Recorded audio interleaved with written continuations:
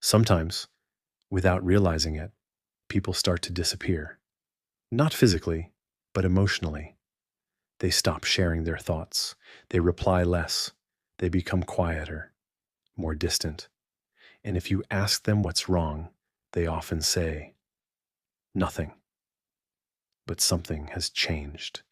Something inside them has slowly started to close. Psychological withdrawal doesn't happen suddenly.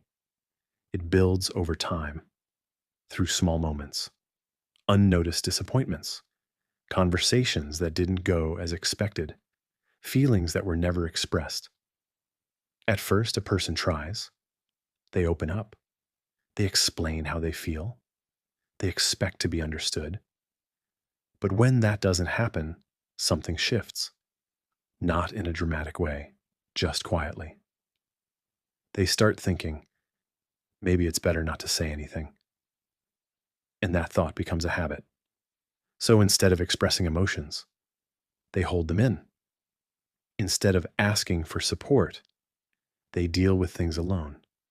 And instead of connecting, they slowly disconnect from others and sometimes even from themselves.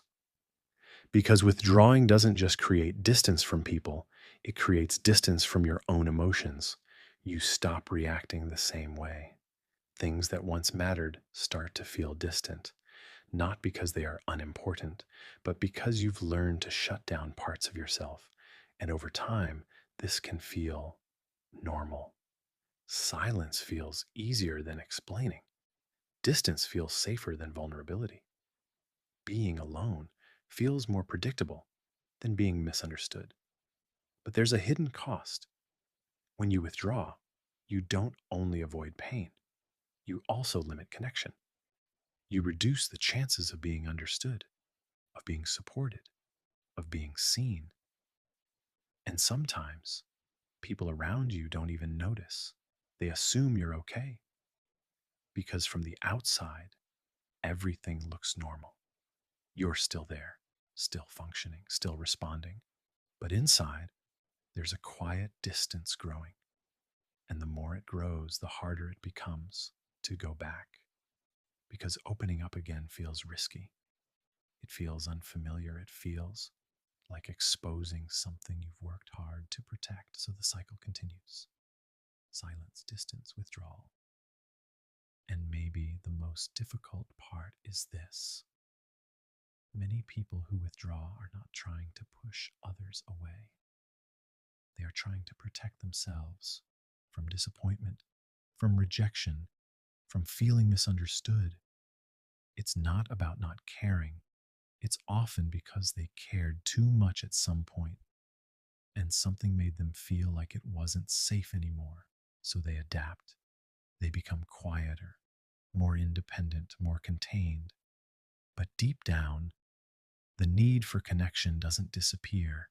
It just becomes harder to express. And maybe the question is not, why do people withdraw? Maybe the question is, what made them feel like they had to? Because understanding that changes everything. It shifts the focus from judgment to empathy.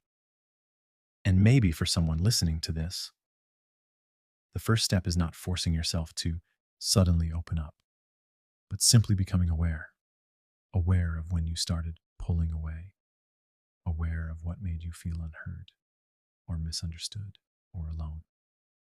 Because sometimes just recognizing the pattern is the beginning of changing it. And maybe slowly, in small ways, you can start reconnecting again. Not all at once, not perfectly, but step by step.